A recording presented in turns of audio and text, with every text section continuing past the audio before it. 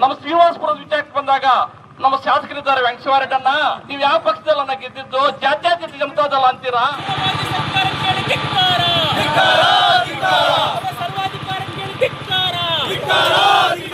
ಪ್ರಜಾಪ್ರಭುತ್ವ ವಿರೋಧಿ ಮೋದಿ ಸರ್ಕಾರಕ್ಕೆ ಧಿಕ್ಕಾರ, ಮೋದಿ ಸರ್ಕಾರಕ್ಕೆ ಧಿಕ್ಕಾರ, ಮೋದಿ ಸರ್ಕಾರದ ಪ್ರಜಾಪ್ರಭುತ್ವ ವಿರೋಧಿ ನೀತಿಗೆ ಧಿಕ್ಕಾರ, ನ್ಯಾಯ ಬೇಕು. ಬಡವರ ಪರವಾಗಿ ಕಾಂಗ್ರೆಸ್ ಪಕ್ಷದ ಹೋರಾಟಕ್ಕೆ ಜಯವಾಗಲಿ. ಬಡವರ ಪರವಾಗಿ ಕಾಂಗ್ರೆಸ್ ಸರ್ಕಾರ ತಂದಿರುವ ಉದ್ಯೋಗ ಖಾತ್ರಿ ಯೋಜನೆ ವಾಪಸ್ ಜಾರಿ ಆಗಲೇಬೇಕು. MNR ಜಾರಿ ಆಗಲೇಬೇಕು. ಬಡವರನ್ನು ನಾಶ ಮಾಡುತ್ತಿರುವ ಮೋದಿಗೆ ಧಿಕ್ಕಾರ, ಅಮೆರಿಕಕ್ಕೆ ನಡು ಬಗ್ಗಿಸಿರುವ ಮೋದಿಗೆ ಧಿಕ್ಕಾರ,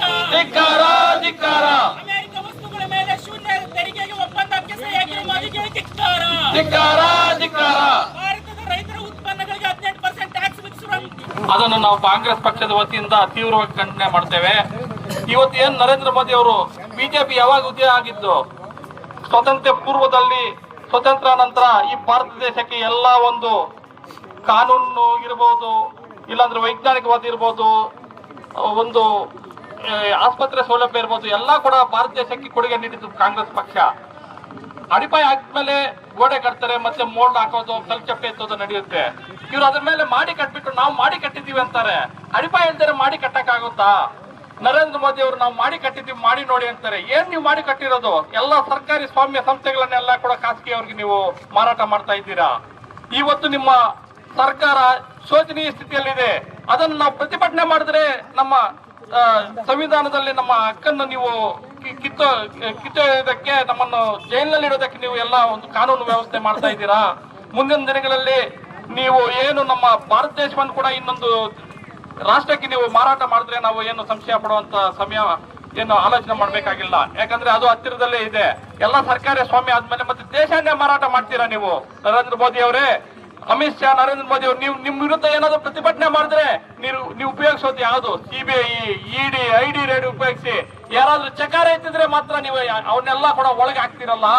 ಇದು ಪ್ರಜಾಪ್ರಭುತ್ವ ದೇಶನಾ ಇಲ್ಲ ಸರ್ವಾಧಿಕಾರತ್ವ ದೇಶನಾ? ನಿಮ್ಮನ್ನು ನೋಡಿದ್ರೆ, ನಿಮ್ಮ ಆಡಳಿತ ನೋಡಿದ್ರೆ ಉತ್ತರ ಕೊರಿಯಾ ನೆನಪಿಗೆ ಬರುತ್ತೆ. ಕಿಮ್ ಜಾನ್ ಉನ್ಗೂ ನೀವು ಹತ್ತಿರದಲ್ಲಿದ್ದೀರಾ. ನೀವು ಅವರ ಆಡಳಿತ ನಿಮ್ಮ ಆಡಳಿತಕ್ಕೆ ಸಮಾನವಾಗಿದೆ. ನಾವು ಇದನ್ನು ತೀವ್ರವಾಗಿ ಖಂಡಿಸ್ತಾ ಇದ್ದೇವೆ. ನೀವು ಏನು ಈಗ ನಮ್ಮ ಶ್ರೀನಿವಾಸಪುರದ ವಿಚಾರಕ್ಕೆ ಬಂದಾಗ ನಮ್ಮ ಶಾಸಕರಿದ್ದಾರೆ ವೆಂಕಟೇಶ್ವರಣ್ಣ, ನೀವು ಯಾವ ಪಕ್ಷದಲ್ಲ ಗೆದ್ದಿದ್ದು? ಜಾತ್ಯತೀತ ಜನತಾದಳ ಅಂತೀರಾ? ಗೆದ್ಮೇಲೆ ಎಲ್ಲನ ನೀವು ಒಪ್ಕೊಂಡಿದ್ದು?